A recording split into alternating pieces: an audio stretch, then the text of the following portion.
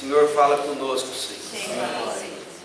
Senhor, nos dê um entendimento espiritual privilegiado. Amém. Rogamos a tua visitação, Senhor.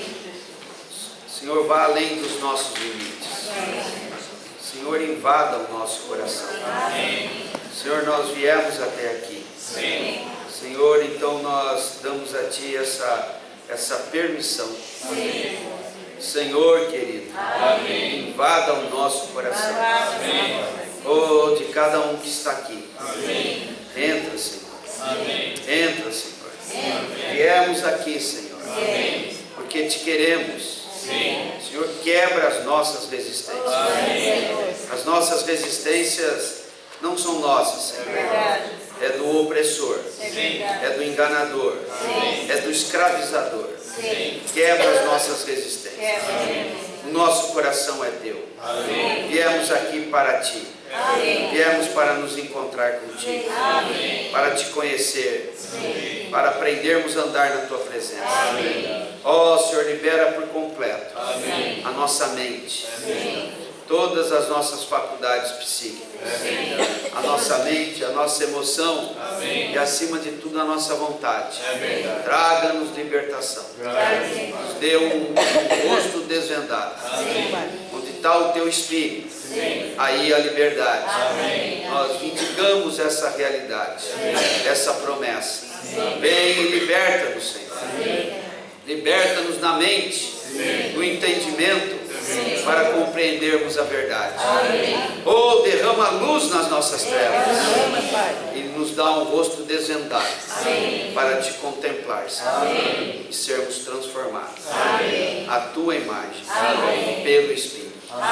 Nós Te rogamos, em nome de Jesus. Ó Senhor querido. Bom, irmãos, continuando o nosso estudo de Efésios, vamos continuar vendo a questão do Espírito.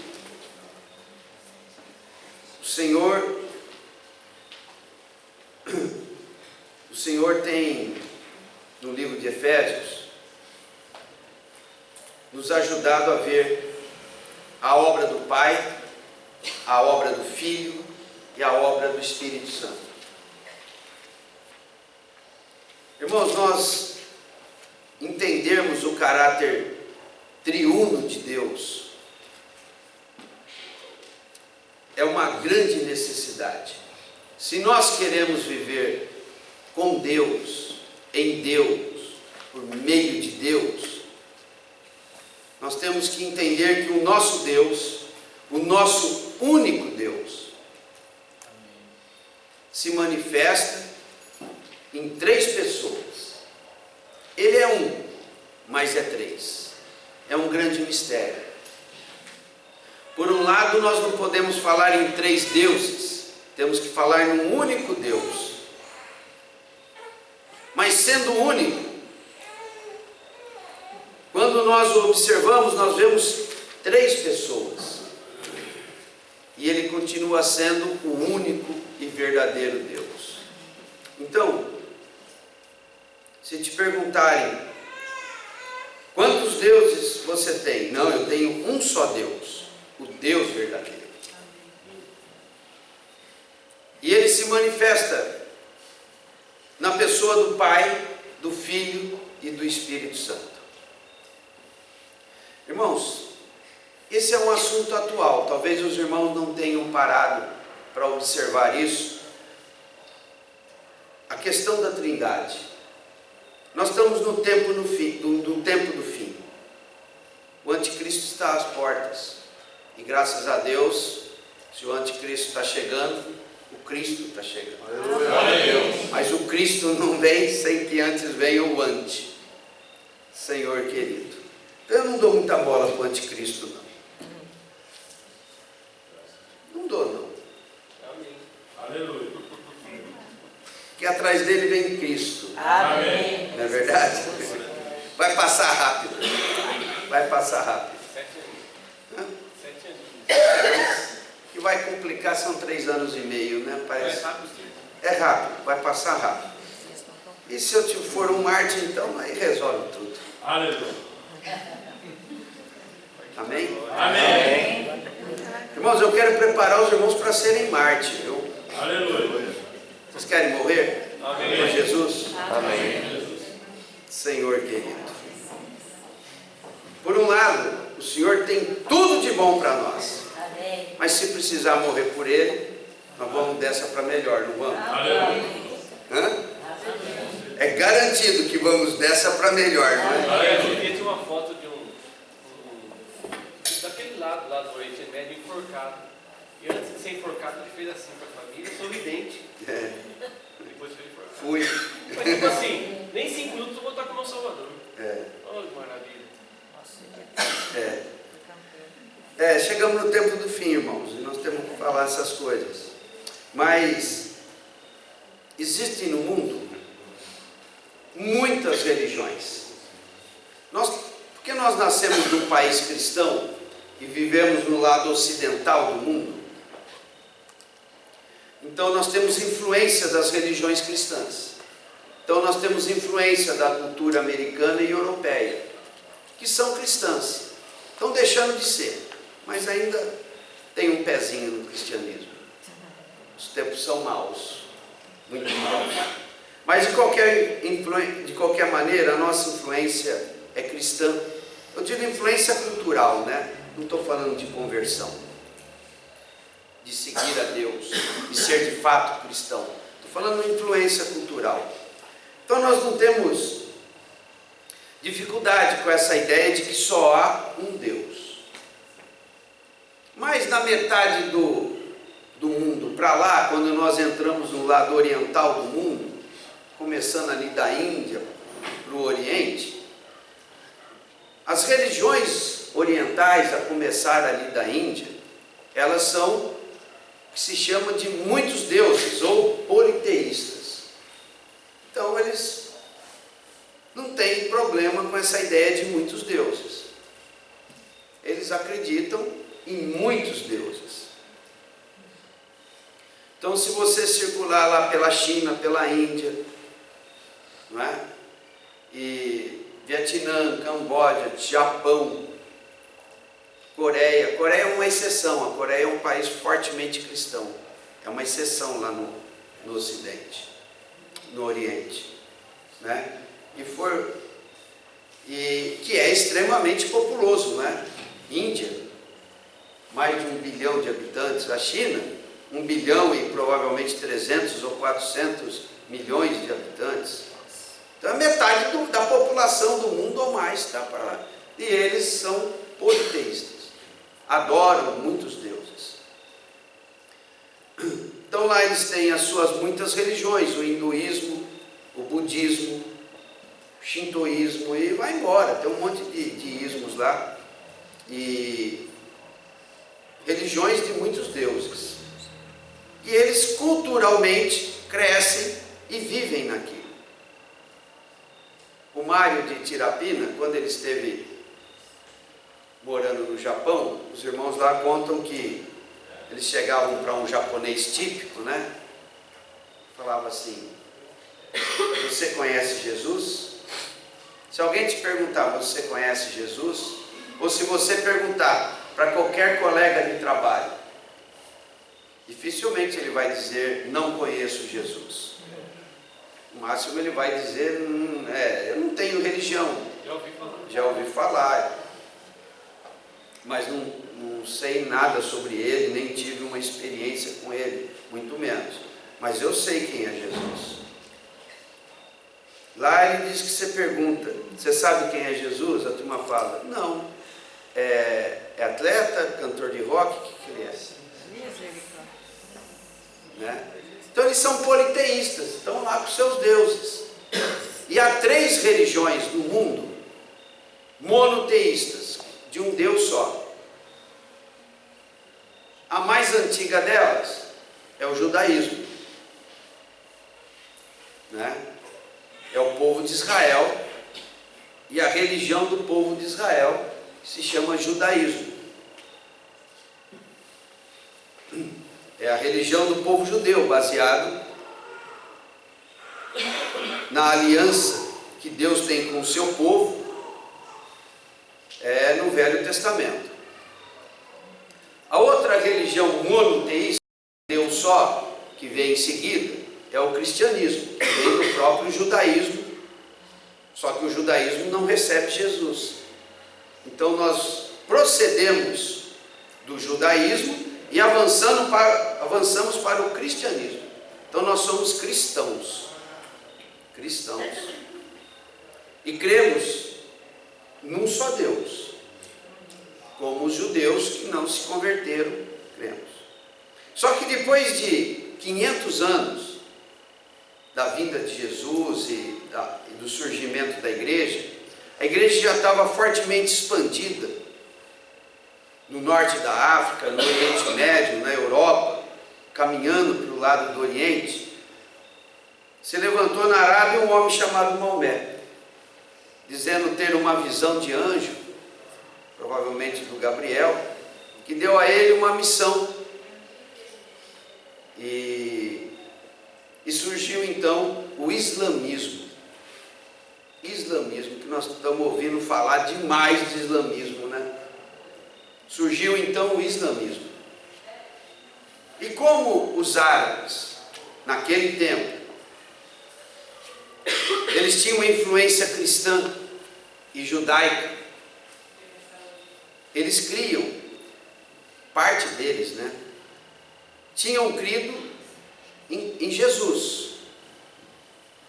E eles conheciam bem a história de Abraão ter 2 filhos, Isaque e Ismael. Eles sabem que Isaque originou o povo judeu. E eles sabem que Ismael originou a eles, os árabes. E esse Maomé se levantou com visões, dizendo que o filho prometido, o filho da promessa não é Isaque dos judeus, é o Ismael dos árabes. E uma mentira muito forte entrou aí.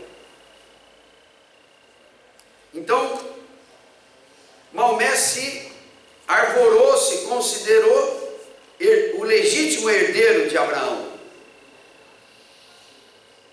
E o profeta do Deus de Abraão, do único Deus de Abraão.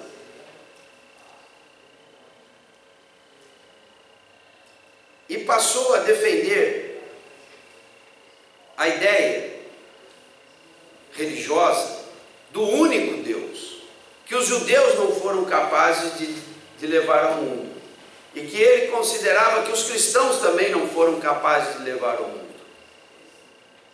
Então ele saiu da cidade dele e foi a uma outra maior, e ali ele começou a pregar que as pessoas abandonassem os ídolos e adorassem o único Deus, que em árabe leva o nome de Alá. Alá é o mesmo Deus dos judeus, que em hebraico é El.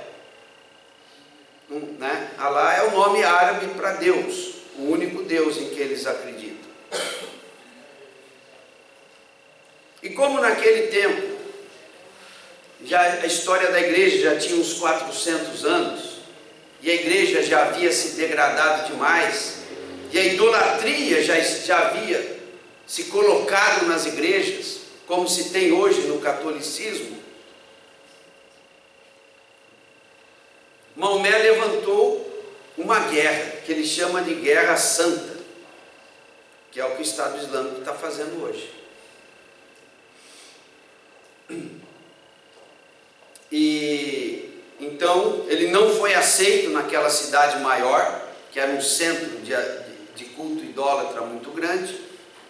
Ele foi rejeitado lá. Ele voltou para a cidade dele e se armou. E nas visões dele, ele entendeu que ele deveria usar da força bruta para impor a adoração ao único Deus. E ele voltou lá para aquela cidade, armado, com um exército, dominou a cidade, quebrou todos os ídolos, e ali começou formalmente o islamismo. Estamos falando aí do ano 500 e 600. E dali eles não pararam mais. Então, pelo uso da espada, eles começaram a implantar a ideia do único Deus. Irmãos, isso foi uma estratégia maligna tão grande, que até hoje essas coisas têm prevalecido no mundo. E hoje a religião que mais cresce na Europa é o islamismo. Porque os cristãos têm falhado. Não é vergonhoso isso, irmãos? A gente não se sente mal com isso? E mesmo nos Estados Unidos, que foi uma nação fortemente cristã, estabelecida nas bases do cristianismo, tem se tornado fortemente islâmica também.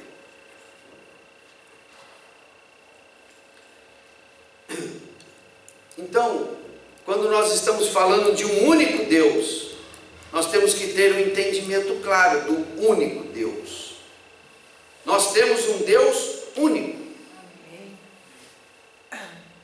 mas que se manifesta em 3 pessoas. Para o judeu isso é terrível, principalmente se falar que Jesus é o segundo da Trindade. E o muçulmano também não suporta isso. Tem 2 coisas que o muçulmano não suporta: é que diga que Jesus é Deus, e a segunda é a idolatria cristã, mas que se concentra principalmente no catolicismo.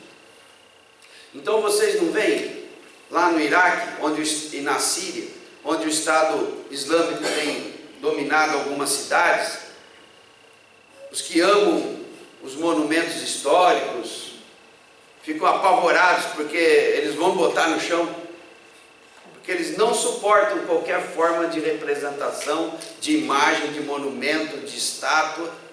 Então eles põem tudo no chão. E os cristãos que estão sendo mortos, os egípcios, que são chamados de cristãos cóptas, e cópta quer dizer egípcio, né?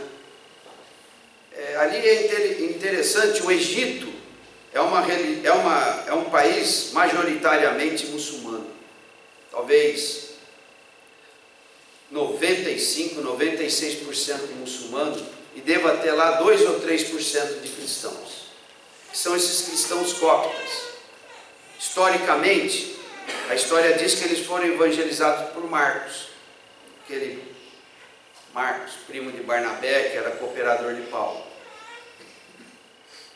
E eles praticam um tipo de cristianismo lá meio diferente, mas eles se esforçam para serem bastante fiéis. E como o Estado Islâmico estava atuando ali naquela região do Egito e do, como é que chama aquela do Gaddafi ali? Líbia, né? A Líbia está uma bagunça política, então eles estão instalados lá e eles dão umas invadidas ali no Egito, naquela região, a caça de cristãos. E nós temos visto alguns serem martirizados, né? E eles têm se mostrado muito fiéis. Impressionante. Muito fiéis. E a razão principal porque eles são mortos pelo Estado Islâmico é porque eles creem que Jesus é Deus.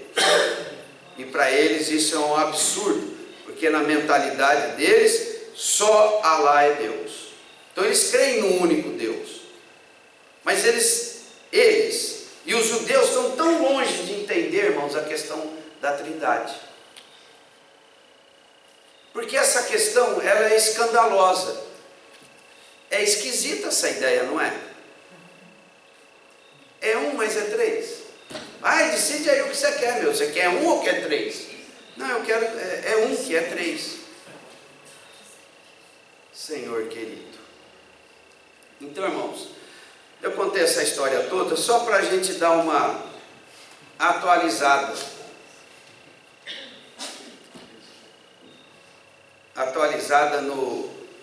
no início das dores, no princípio das dores. Parece que já chegou, né? Como diria o Gino, sinal amarelo, laranja e vermelho, né? O amarelo já ficou lá para trás. Nós estamos no laranja, sinal de alerta, né? Aquelas coisas de cataclismo que eles dão aqueles sinais lá. Bom, então, irmãos, essa questão é muito crucial, e nós que temos crido na Trindade, nós ainda precisamos ir mais fundo nisso, para entendermos mesmo, porque disso depende a nossa experiência e a nossa vitória espiritual. Então, o encargo de compartilhar hoje é esse. Pelo Espírito, temos acesso ao Pai. Então nós vimos a obra do Pai, vimos a obra do Filho, vimos a centralidade de Cristo, e agora nós chegamos à parte, aos versículos que diz que nós fomos selados pelo Espírito Santo da promessa. Então nós temos parado um pouco na questão do Espírito, para entendermos melhor a questão do Espírito Santo. Um dos grandes problemas que tem no cristianismo de hoje é o entendimento a respeito da pessoa do Espírito Santo. Desde o movimento da pentecostal iniciado na Rua Azusa, em 1906, lá em Los Angeles, que originou as igrejas pentecostais, tem havido uma grande discussão sobre a pessoa do Espírito Santo.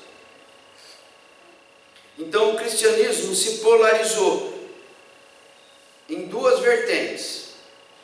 Uma chamada tradicional, que inclui os presbiterianos, principalmente os presbiterianos e os batistas, que são os que a gente mais conhece aqui dessa linha tradicional, e do outro lado os pentecostais.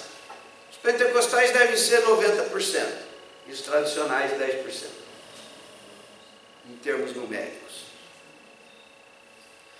E o que os pentecostais experimentaram lá na Rua Azusa, eu recomendo para os irmãos que os irmãos entrem na internet, pesquisem, tem vários vídeos bons sobre isso no YouTube. Movimento Pentecostal Rua Azusa, e Azusa, só escrever Azusa, escreve com S, com Z, do jeito que for, vai sair lá. E tinha lá um grupo de irmãos em jejum, buscando do Senhor uma manifestação, e eles foram fortemente visitados pelo Espírito Santo, e aquele movimento, espontaneamente, o que ocorria lá naquele local de reunião, perdurou por mais 2 ou 3 anos de maneira muito intensa. Só os irmãos entrando lá para ver a história disso daí. E aquilo gerou um movimento chamado pentecostal. E como repercussão daquilo, falando agora do Brasil, 2 suecos que tinham migrado para os Estados Unidos por causa de trabalho, por influência daquilo, um dia eles estavam numa reunião, não na Rua Azusa, num outro lugar dos Estados Unidos, mas influenciados pelo que estava acontecendo na Rua Azusa, e lá eles receberam uma visitação forte do Espírito Santo, e alguém disse para que aqueles 2 suecos fossem para o Pará. Onde é que fica o Pará? Hoje o Brasil é muito pouca coisa, naquela época era nada, na cabeça de um americano. Mas eles, se não me engano, estavam em Chicago ou Detroit, um negócio assim. Mas de qualquer maneira eles foram para uma biblioteca, começaram a vasculhar os atlas lá, para saber onde é que ficava o tal do Pará. Aí descobriram que o Pará era o nome de um estado brasileiro, e eles acharam muito interessante que a capital chamasse Belém. Ou acho que é para lá, né? E de uma maneira muito heróica, juntaram o que tinha e vieram. Um chamava Gunnar Bring e o outro Daniel Berg. Vieram e se instalaram lá em Belém do Pará. E a Igreja Assembleia de Deus é a maior do Brasil, 10 milhões de membros. E todo o cristianismo no Brasil foi revolucionado por isso. Eles se instalaram primeiramente na casa de um pastor batista, muito tradicional, que já estava vacinado contra essa coisa de falar em língua, e batismo no Espírito Santo, e aquela... E esses dois chegaram ali promovendo essas coisas, e o pastor batista falou, não vai dar, melhor vocês tomarem seu rumo. E eles tomaram, né? E ali eles começaram a pregar lá na região da Amazônia, e aquilo foi espalhando, espalhando, espalhando, e hoje você não anda 2 quarteirão sem ver uma Assembleia de Deus. Mas a reboque disso veio tudo que é pentecostal. Aconteceu isso, irmãos. Então eles passaram a querer interpretar aqueles fatos, entender o Espírito Santo, e criaram uma coisa que se chama doutrina pentecostal, que é confusa, irmãos. É confusa. É confusa. Mas de qualquer maneira, os que são sinceros, são enchidos pelo Espírito Santo e estão fazendo a obra de evangelização aí. Mas na experiência pessoal, a maneira que eles tentaram entender na Bíblia e colocar de forma doutrinária o que aconteceu, acabou sendo confusa. E os que se mantinham na linha tradicional, dizendo isso aí é endemoniamento. E o fato é que, por conta desse movimento, os cristãos, ao longo do século passado, século XX, se polarizaram. Uns de um lado, outros de outro. Aqui em Rio Claro, os batistas tradicionais são muito fracos. Eles têm apenas uma igreja, ou duas, com muitos problemas, que recentemente, há uns 2 ou 3 ou 4 anos atrás, se dividiu. Então uma está lá na Rua 2, perto da Santa Casa, e a outra aqui perto do Lago Azul. São 2 congregações pequenas. Agora, os demais batistas que tem na cidade são aqueles que se pentecostalizaram, são chamados batista renovado. Então esse monte de batista que tem aí, até hoje a gente estava lá no seminário deles, né?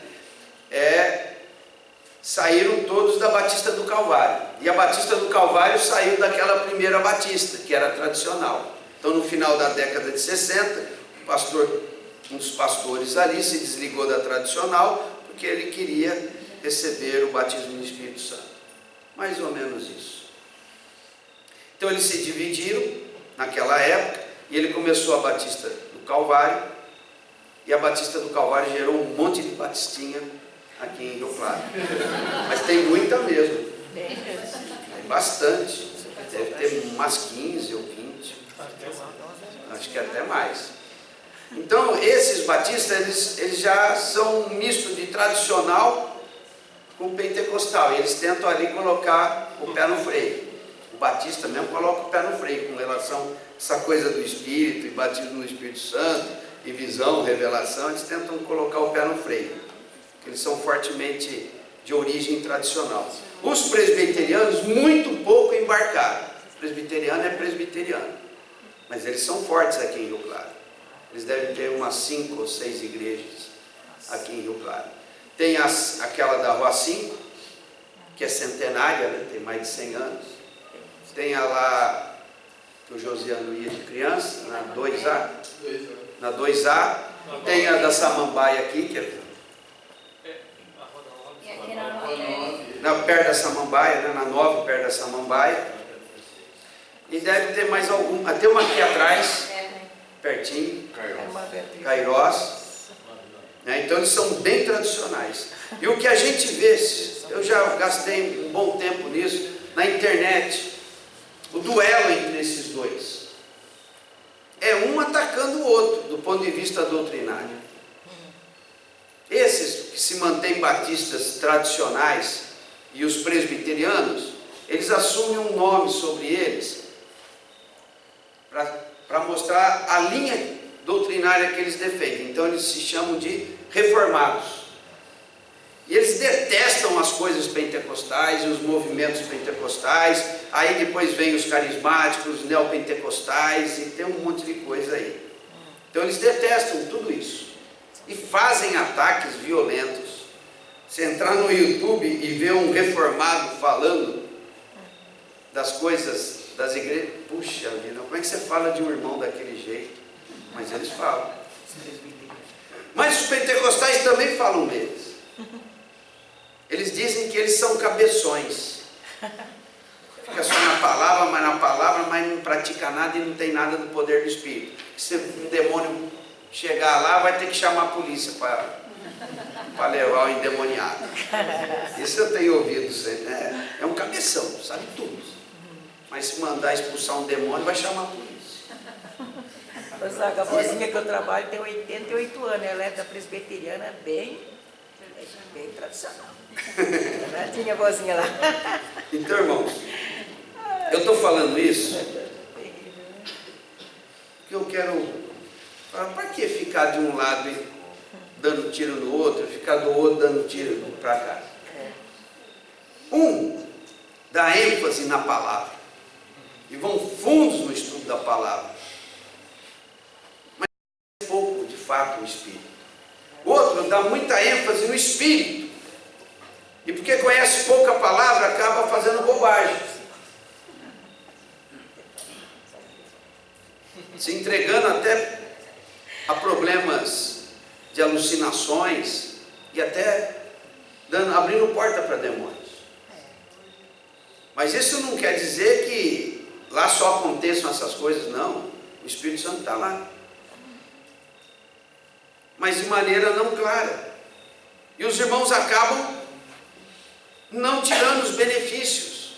Então tem poder do Espírito Santo para curar, para expulsar demônios, mas não tem poder do Espírito Santo tanto para transformar a vida dos irmãos. A Alessandra postou hoje lá nas Guerreiras um áudio, não foi? Foi. Então, você vê como que é interessante? Né? A Luzia recebeu aquilo, né? Eu não recebo nada da Guerreira, não faço parte. A Luzia fala comigo. Eu não fico fiscalizando, não, para as irmãs saberem, né? Não vamos postar mais. A Luzia que fala assim, ó. Né? Não acaba as orações. Aí alguém disse, né? Um certo pastor disse que ouviu Deus dando uma ordem, dizendo algo com ele, que algo vai acontecer em agosto. Essas coisas que são exageradas. Se ficasse só com o resto, de que está acontecendo muita patifaria, e de que o Senhor está entristecido com a igreja, beleza, seria uma boa palavra. Mas dizer que vai acontecer algo em agosto, ia acontecer algo na Copa lá, não aconteceu nada. Eu fiquei 2 anos ouvindo que ia acontecer uma grande tragédia, só se for um 7-1 mesmo. Para brasileiro foi feio, né, meu? Esse daí não prendeu ninguém. Poxa, esses dias atrás fez 1 ano e a turma estava relembrando tudo, os programas de esporte só falavam do 7-1. Tá saindo o gol da Alemanha ainda. Está saindo, não parou até agora. O jogo não acabou até agora. Já está 7.000-1 já. Senhor. Ficou esse trauma, né? Vai ser o agosto de Deus. Agosto de Deus. Então, mas é uma coisa. Então o que ele fala? É muito adultério, é muito isso, muito aquilo, Deus está triste. Mas não precisa esperar agosto para isso. Não, já está. Não, o problema já está instalado, né? Já tanto tempo. Então o que acontece? Essas coisas de dizer coisas que eu vi o Espírito dizer e sair propagando essas coisas, tem gerado muito escândalo, porque muita coisa, a maior parte dessas coisas não tem acontecido. E os tradicionais ficam tripudiando em cima disso. Está vendo? É melhor ficar na palavra. Vamos ficar quietinho aqui na palavra. Mas depois também não experimenta o Espírito. Então, irmãos, falando do poder transformador do Espírito, né? Então, uma exortação dessa, que esse irmão fez, de tantos problemas, de tanto pecado no meio da igreja, puxa vida, ele está falando para os próprios pentecostais, e o Espírito não está dando conta de resolver o problema do pecado na igreja? Então tem Espírito Santo para curar, para expulsar demônio, para até dar visões e revelações, mas para transformar a vida das pessoas não tem havido poder e eficiência do Espírito Santo. É porque o entendimento a respeito do Espírito é truncado. Então, irmãos, o que nós precisamos é da palavra, muito claramente, e do Espírito Santo. Amém. Muito claramente. Amém. Amém. Então, o que é que vai nos trazer prosperidade espiritual?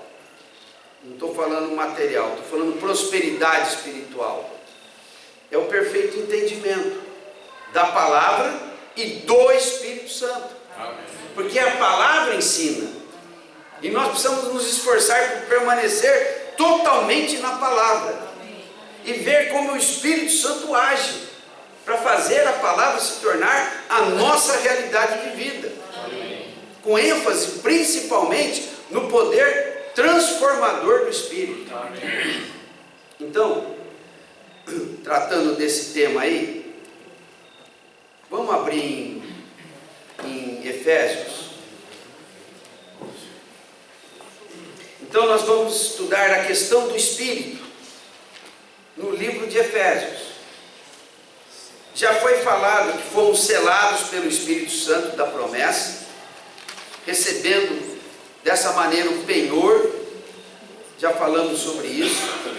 A segunda menção do Espírito é quando Paulo ora para que tenhamos espírito de sabedoria e revelação, para sabermos coisas fundamentais da fé.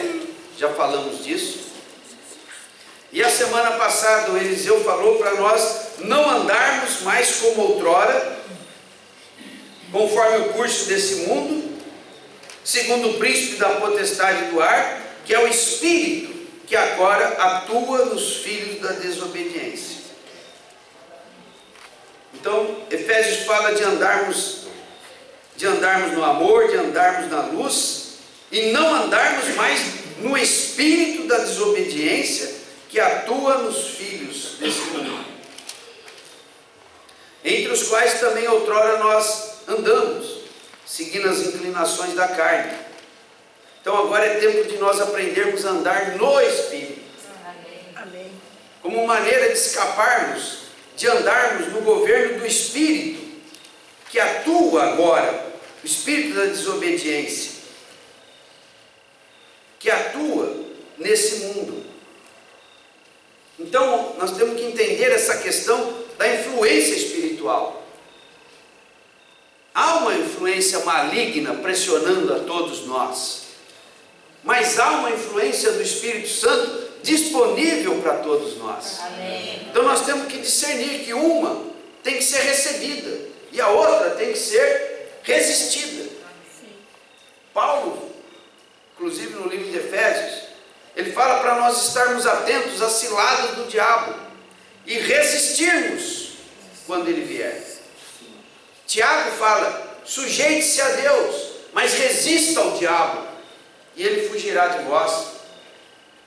Pedro fala para nós nos achegarmos ao Senhor, porque Ele tem cuidado de nós.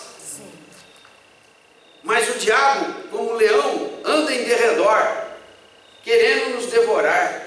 Resistir firme na fé.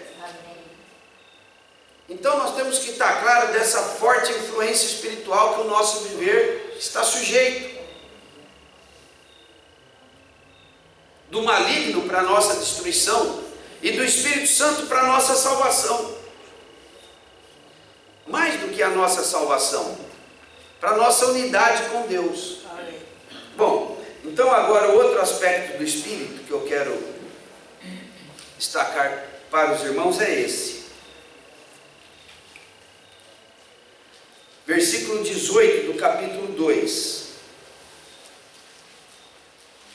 Diz assim: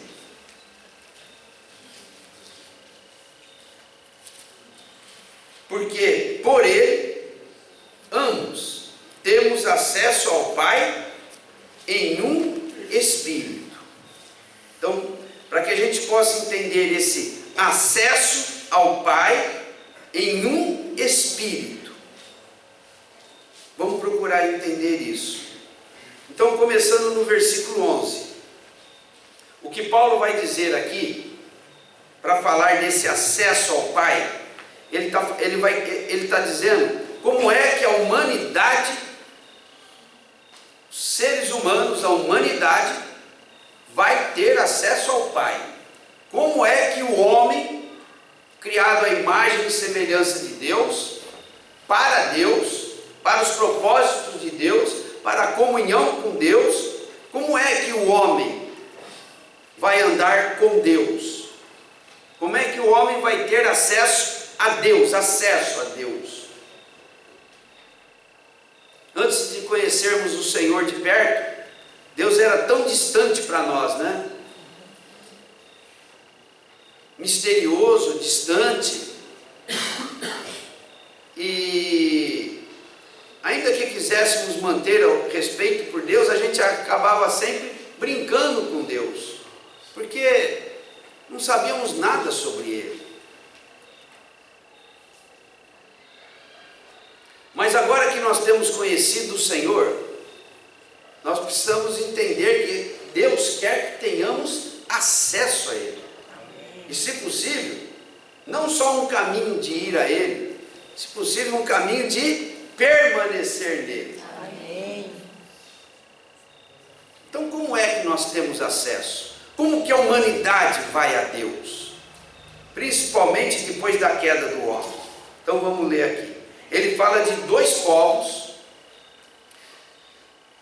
os judeus e os gentios, os circuncisos e os incircuncisos, que estavam separados e foram unidos por Cristo para juntos terem acesso ao Pai.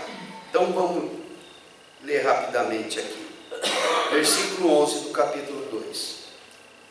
Lembrai-vos de que, outrora, vós, gentios na carne, então nós somos gentios, né? Por que nós somos gentios? Porque não somos judeus. Então, quando falar em gentio aqui, se transporta lá para o tempo de Paulo. Um gentio naquela época, ele era necessariamente um pagão, certo? O que é um pagão? É um adorador de ídolo, que não conhece o único Deus. Então, hoje nós somos gentios, porque não somos judeus, mas não somos pagãos. Mas naquele tempo, todo gentio era pagão, idólatra, adorador de falsos deuses, porque não conhecia o único Deus, a menos que o Evangelho lhe fosse anunciado. Bom, então vamos lá. Lembrai-vos de que outrora, vós, gentios na carne, chamados incircuncisão, por aqueles que se intitulam circuncisos na carne por mãos humanas. Então quem é o circunciso? É o judeu. Quando veio a circuncisão? Veio com Abraão, e depois veio com a lei, pois foi normatizado na lei, mas primeiramente veio com Abraão. Então dizer que alguém era circunciso, aquela coisa de cortar a pele do prepúcio do homem, ainda bebezinho, que seria hoje o que a gente chama de operação de fimose, aquilo significava um selo. Esse é descendente de Abraão e está na promessa. Começou lá com Abraão. 500 anos mais tarde, no tempo de Moisés, isso foi instituído na forma de lei. E todo homem do povo de Israel, ao 8º dia, é circuncidado. Jesus foi circuncidado, né? Foi levado ao templo para isso. Então, eles se orgulhavam disso, porque aquilo era o sinal evidente de que eles eram filhos de Abraão e eles estavam na promessa. Vamos continuar. E os incircuncisos? São os que não são descendentes de Abraão, segundo a carne. que não sabem nada sobre Deus e, portanto, não levavam marca nenhuma, de aliança nenhuma, porque não tinham nenhuma aliança com Deus. Então são os circuncisos, são os descendentes de Abraão, os judeus, os israelitas, e os incircuncisos, os gentios. 12. Naquele tempo estavam sem Cristo, está falando para nós, ou para eles lá, os gentios. Estavam sem Cristo, separados da comunidade de Israel, estranho às alianças da promessa, não tendo esperança e sem Deus no mundo. Não era assim um pagão? Essa era a situação de um pagão. O que ele sabia sobre as alianças de Deus, o Criador, com o homem? Nada. Esse assunto era exclusivo para quem? Para o povo de Israel, descendentes de Abraão. Bom, então eles viviam separados de Israel, sem saber das alianças da promessa, não tinham esperança e eles estavam sem Deus no mundo, adorando aquele mundo de ídolos falsos, sem Deus no mundo.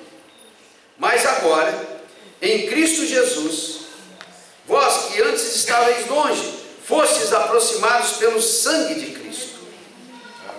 Por quê? Jesus veio e morreu, não só pelos judeus, não só pela comunidade de Israel, morreu pela humanidade toda. E colocou os gentios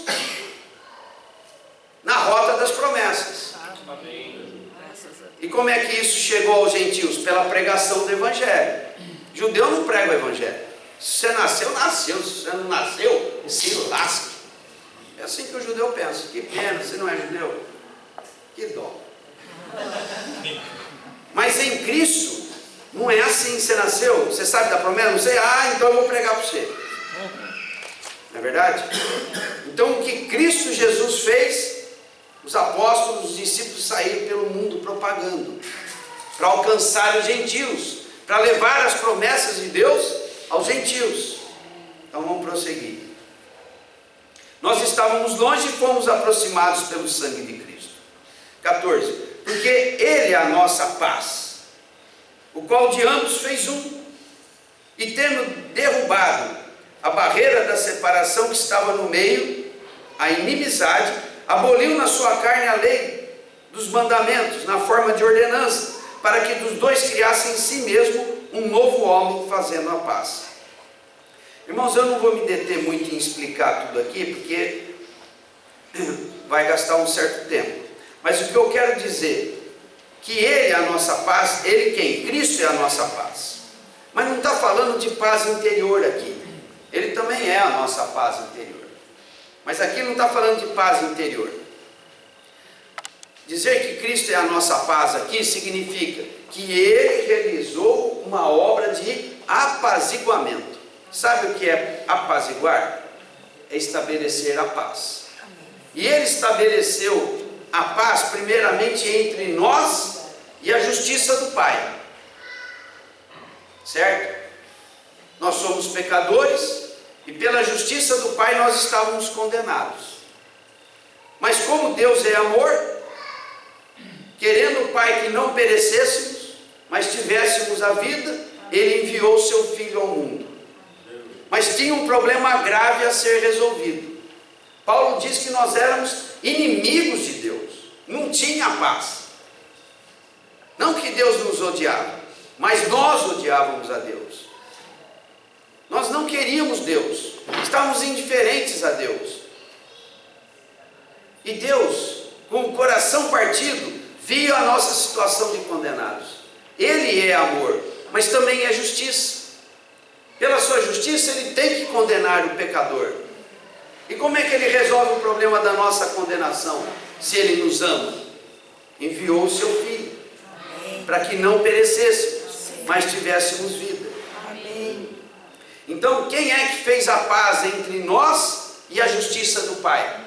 O Filho. Quem nos apaziguou com respeito à nossa dívida, à nossa condenação, à ofensa que sustentávamos contra Deus? O Filho. Deus prova o seu amor por nós, pelo fato de ter Cristo morrido por nós, quando ainda éramos pecadores e seus inimigos. Ele se tornou então a nossa paz. Ele nos reconciliou com o Pai. Vamos prosseguir. E quando ele promoveu essa obra de apaziguamento com o Pai, a promessa que era só dos judeus de Israel, essa promessa se estendeu por toda a humanidade. Então, em Cristo, os judeus que eram orgulhosos, detentores das alianças com Deus, agora têm que receber os gentios. Quer dizer, os que se convertem, né? O judeu que não se converte, nós continuamos sendo um lixo para eles. Para um judeu ortodoxo, sabe o que é um judeu ortodoxo? É aquele que leva muito a sério o judaísmo. Eles estão no mundo inteiro, mas é claro, principalmente lá em Israel. Então eles eles se vestem de preto, os homens, usam um chapeuzinho típico, eles têm um costume de deixar esse cabelo aqui da costeleta crescer, fazer um negocinho assim. Vocês já viram isso? Já viram essa imagem? Esse é o judeu ortodoxo. Ele quer que você se lasque. Muçulmano, então, ele quer que exploda. E já tentaram explodir aquela mesquita em Jerusalém várias vezes. Deus que não está segurando. São doidos. Eles são vaidosos de serem descendentes de Abraão. Só eles, hein? Mas um judeu convertido, ele sabe que não é mais assim. Que ele é pecador e tranqueira que nem o gentio. Que ele não presta, que nem o gentio não presta. Que ele precisa do perdão de Deus, tanto quanto o gentio precisa. Esse é o judeu convertido, tá? Então ele vem, te abraça, te beija e fala, somos um. Mas o outro, estou falando de um judeu sério, né? Porque a maioria dos judeus não são sérios, são até ateus, né? Muitos ateus entre os judeus. Estou falando de um judeu sério, ortodoxo. É feroz, hein? Aquele povo é violento. Ninguém pode ir com eles. Vocês já repararam que eles andam sempre no centro das notícias? Um paizinho à toa, perdido num território minúsculo, é o centro das atenções permanentemente. Então, mas quando o Senhor veio, Ele veio para resolver o problema do judeu pecador e o problema do gentil pecador. Ele fez a paz entre esses dois. No começo da igreja houve muito problema, porque os crentes judeus não queriam se misturar com os crentes gentios. E um dia o Paulo teve que botar o dedo na cara de Pedro, na frente de todo mundo. Ô Pedro, senta para comer com o gentio.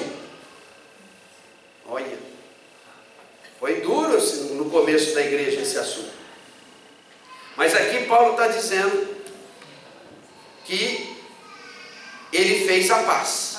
Então vocês estão entendendo? Essa paz primeiramente não é uma questão de tranquilidade interior. É uma questão de resolver problemas, de apaziguar o homem com Deus e judeu com gentil. Beleza. Para que Deus quer apaziguar o homem consigo e judeu com gentil?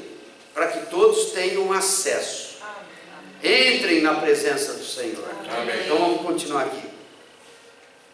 Versículo 16. E reconciliasse ambos, judeu e gentil, em um só corpo, com Deus. Reconciliasse ambos em um só corpo com Deus, por intermédio da cruz, destruindo por ela, a cruz, a inimizade. Porque o judeu precisa da cruz, o gentil precisa da cruz. Um e outro precisa do perdão de Deus, que vem por meio da cruz.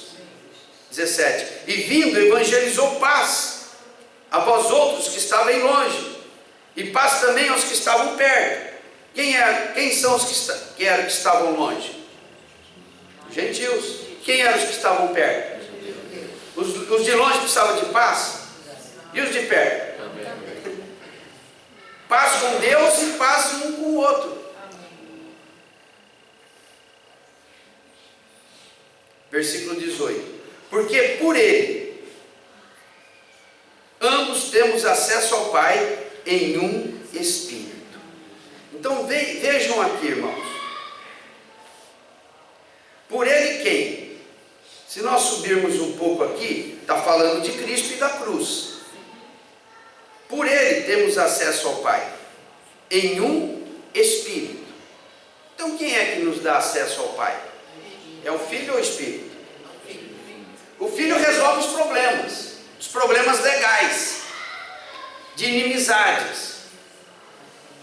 Eu sou pecador, e pela minha simples condição de pecador, eu não tenho nada a ver com Deus. Até que Cristo vem e morre em meu lugar, e eu recebo aquilo como o amor do Pai, fazendo o Filho morrer por mim, e cumprir a minha pena, a minha condenação. Então, Jesus é aquele que na realização da sua obra, resolveu os problemas legais, limpou a nossa capivara, irmãos. Sabe o que é a capivara?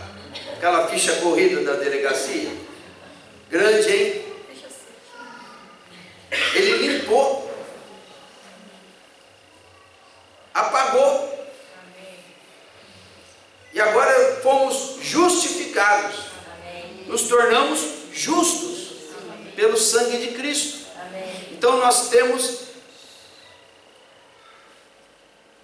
acesso ao Pai, podemos entrar na presença de Deus,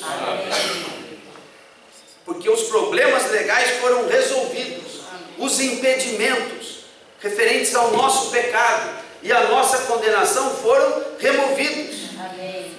Se confessarmos os nossos pecados, Ele é fiel e justo para fazer duas coisas: nos perdoar os pecados. A primeira coisa é perdão, e a segunda é nos purificar. Purificar o que é? Ficar puro. Ou seja, Deus não trata mais a nós conforme o nosso pecado. Perdão é uma questão legal, uma questão de lei. Deus nos perdoa, remove a condenação. Purificação significa que o Senhor remove a lembrança dela. Vou dar um exemplo. Purificar é ficar limpo. Então vamos dizer que uma criança recebe da mãe a seguinte advertência: meu filho, essa camisa está limpa, não fique correndo para lá e para cá que é para não sujar. Tá bom, mãe? Alucinado, né? Tá bom, mãe. Aí o moleque começa a correr. A mãe fala: para, menino, nós vamos ter que sair, você precisa estar com a roupa limpa. Tá bom, mãe. Aí daqui a pouco não é que o cara cai. Tudo que estava se querendo prevenir aconteceu. Aí o moleque chora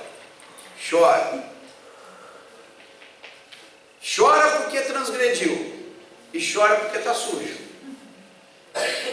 Ah, mãe, e chora. Ah, não, no banheiro não, mãe, no banheiro não.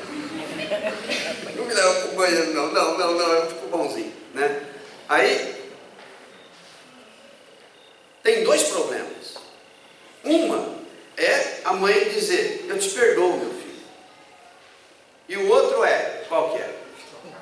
Trocar a roupa, ou limpar a roupa. Então quando vem o perdão, significa: a tua culpa está resolvida, está perdoado. Só que agora, o que a gente faz com a roupa suja? Tem que lavar. Aí na hora que você lava lá, para onde vai a sujeira? Não vai para o ralo? Aí quando o filho voltar a vestir aquela roupa, nem a lembrança vai ficar daquele caso, porque o dano que foi a sujeira foi removido, a culpa foi perdoada, e a mancha foi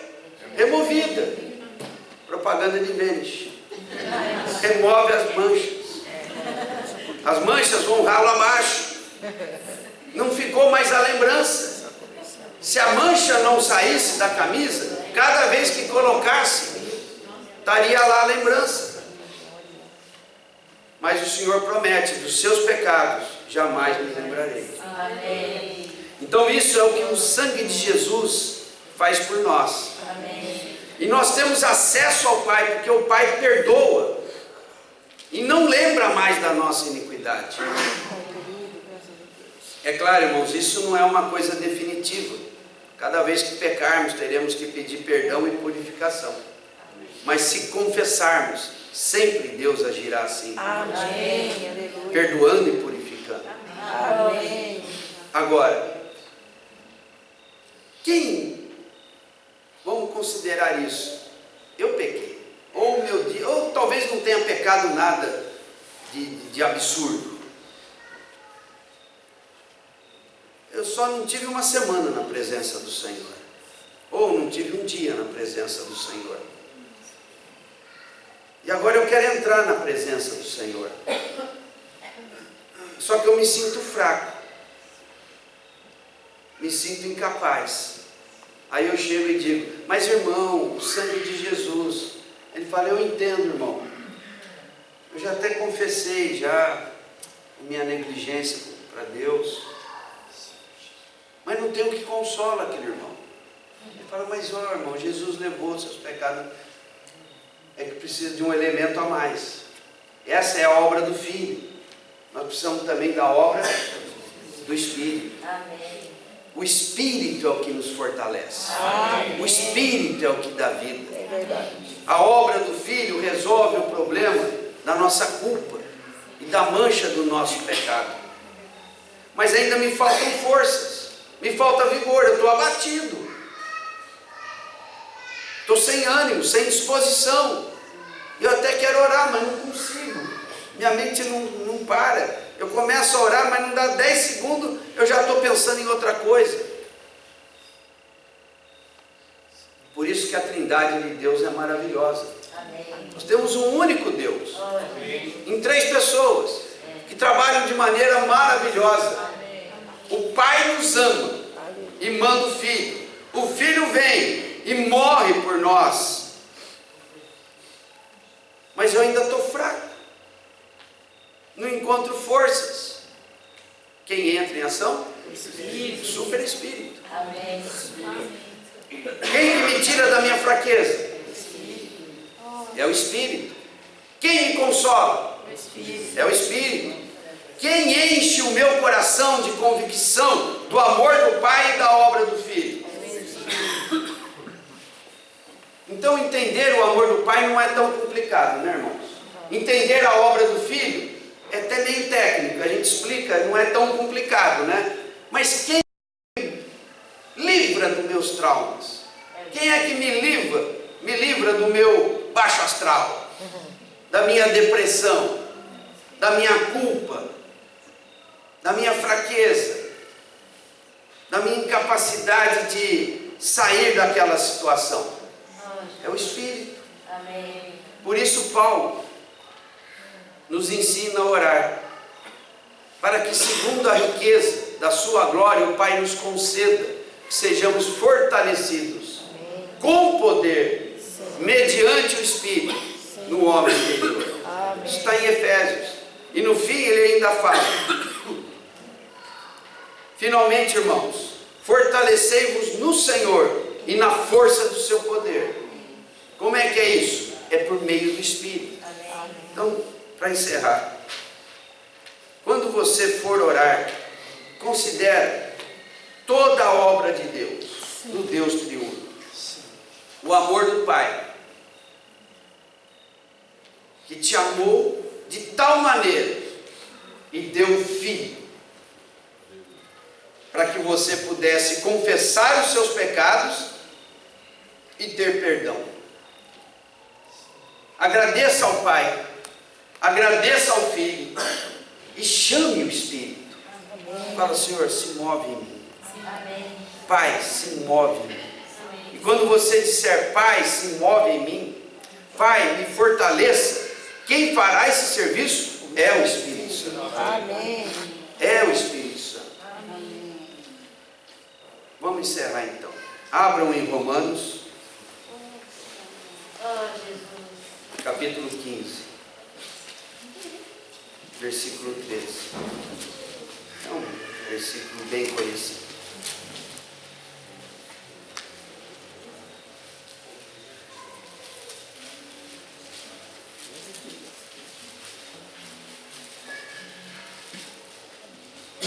Versículo 13. E o Deus da esperança vos enche de todo gozo e paz no vosso crer.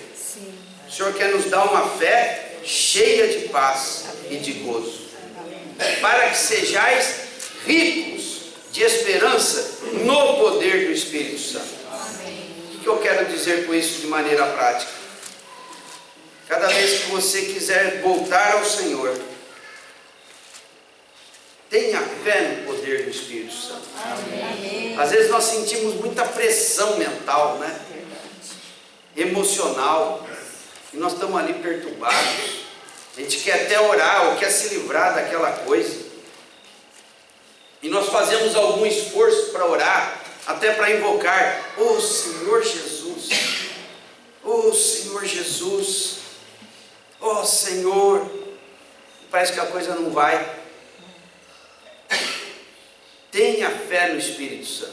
Amém. Quando o Senhor fala de que nós pedimos e Ele dá, pedi e dar-se-vos-á, buscai e achareis, batei e abrir-se-vos-á. Todo que pede recebe. Se vós, seres humanos, que são maus, vocês sabem cuidar bem dos seus filhos, quanto mais o Pai Celestial não dará o Espírito Santo àquele que lhe o pedir. Então, na sua fraqueza ali, você só fala: Pai, me dá o Espírito Santo. Amém.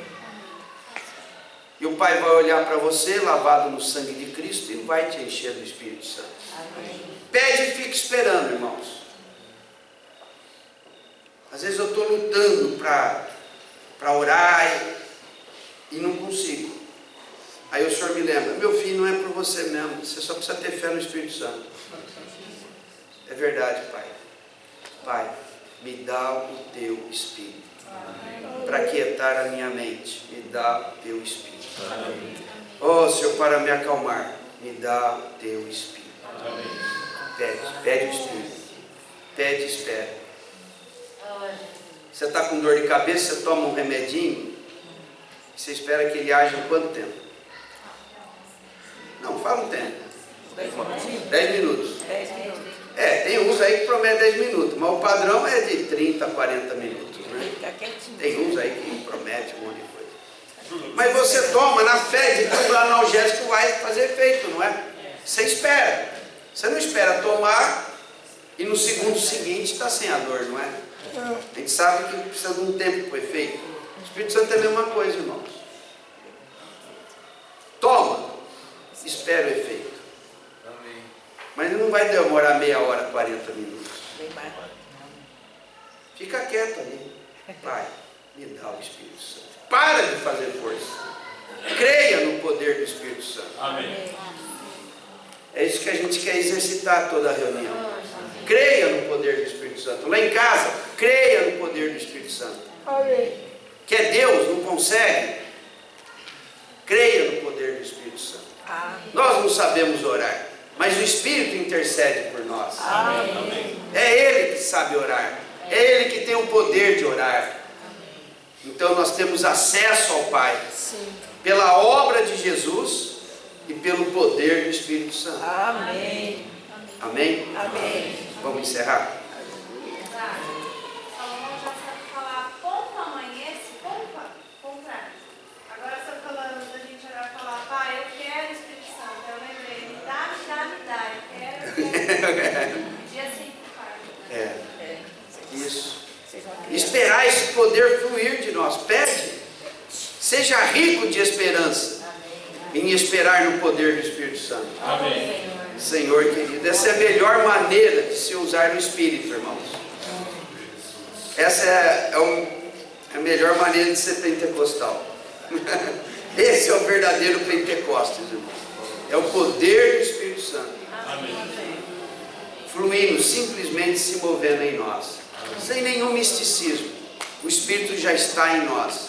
E Ele nos fortalece na força do seu poder. Amém? Amém? Vamos levantar e vamos orar? Senhor querido. Amém. Ó Senhor querido. Amém.